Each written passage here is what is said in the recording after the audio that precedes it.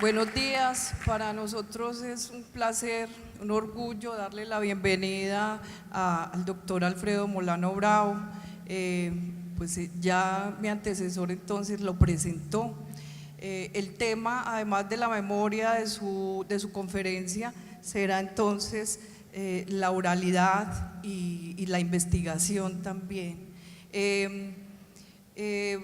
Le damos la bienvenida, estamos muy orgullosos de que él esté aquí con nosotros. Le rogamos a ustedes entonces apagar sus celulares, guardar silencio y escuchemos entonces al doctor Alfredo Molano.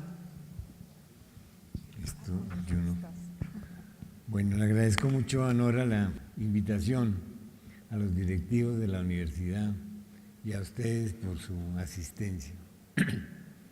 Este título de Ciencia y Libertad es muy atractivo porque tenemos siempre la idea de que la ciencia fundamenta la libertad.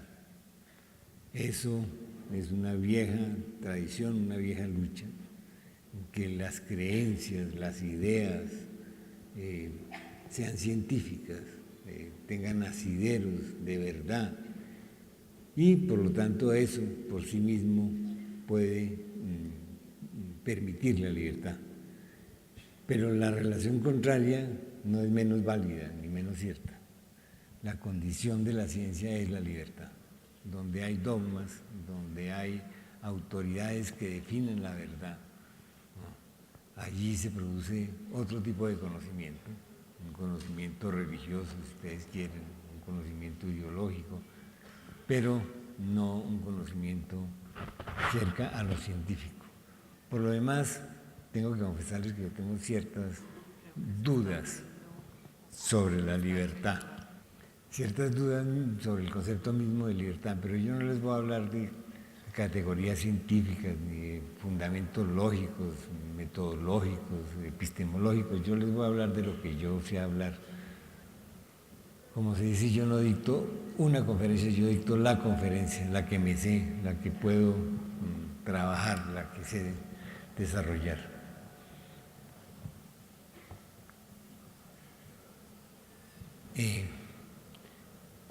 Yo estudié sociología en la Nacional en los turbulentos años 60, sociología. Cuando salí, vine aquí a Antioquia a trabajar en la Universidad de Antioquia y ahí estuve 2 años estudiando el Capital con Zuleta. Después salimos de la universidad, nos echaron de la universidad a los profesores con una huelga estudiantil y terminé en Europa. La aspiración de ese momento, como seguramente la de todos ustedes, es sacar un doctorado en el extranjero, un papel que permita la competencia más que el conocimiento. Y naturalmente yo caí en esa ilusión. Pero de todas maneras fui a hacer mis estudios de doctorado en París. Estudié en ese momento con unos profesores muy afamados, ¿no? Gente que tenía un renombre internacional, Pierre Vilar, por ejemplo, Alain Touraine, para citar solamente 2 casos de los que estudian humanidades, saben quiénes par de personajes. Y hacía de enlace entre la alta cátedra de la escuela y nosotros, los colombianos, Daniel Pecó. Daniel Pecó ha escrito muchos libros sobre Colombia, tiene una serie, una saga de libros sobre Colombia, importantes, o digo yo, por lo menos renombrados. Ese era mi profesor de enlace, mi tutor, no sé cómo lo llamarán ahora, tutor, una persona que ponía, que tenía que revisar mis trabajos, que me ayudaba, me los orientaba, etcétera, etcétera.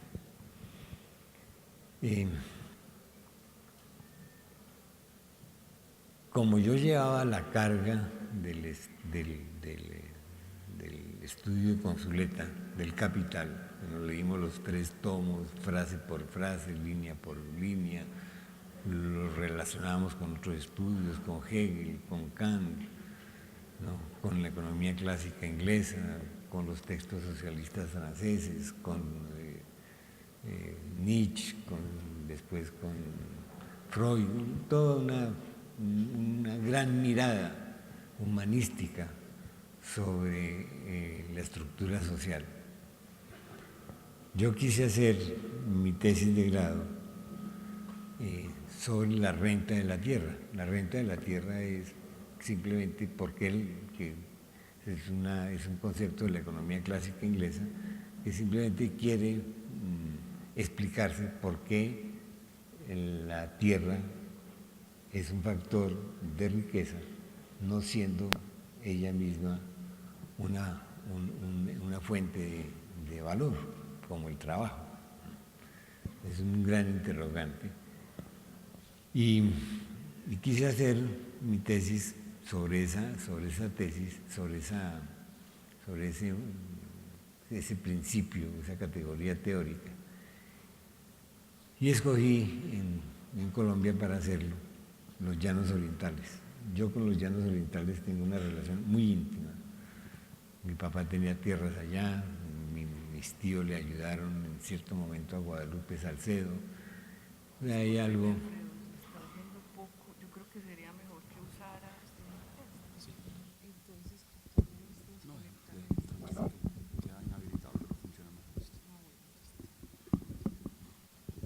pero yo tengo. Entonces todo lo demás no lo habían oído. No. De razón. Sí, veía una cara de aburridos, dije yo, ¿cómo hago yo para sacarlos de ahí? Bueno, les sintetizo, ¿vale? Él fue a Europa a sacar un título, o sea, un papel para competir en el mercado. Y traté de hacer mi tesis sobre la renta de la tierra, que es una teoría, un concepto, una categoría que viene de la economía clásica inglesa y que nosotros habíamos aprendido con Zuleta cuando estudiamos aquí en la Universidad de Antioquia. Lo interesante ahí es que esa abstracción, un principio científico, digamos que toda la economía política utilizaba, ¿cómo se llama?, un concepto que no tenía dudas, que no se ponía en cuestión, la renta de la tierra. En Marx hay más categorías relacionadas con esa, pero ese es el concepto general. Yo quería verlo cómo funcionaba en Colombia, por qué se valorizaban las tierras, qué consecuencia tenía la valorización de las tierras, porque de todas maneras el centro del problema político y el origen de la violencia en Colombia está vinculado con la tierra. Pero yo quería mirar ese problema que yo conocía porque era hijo de campesinos, porque había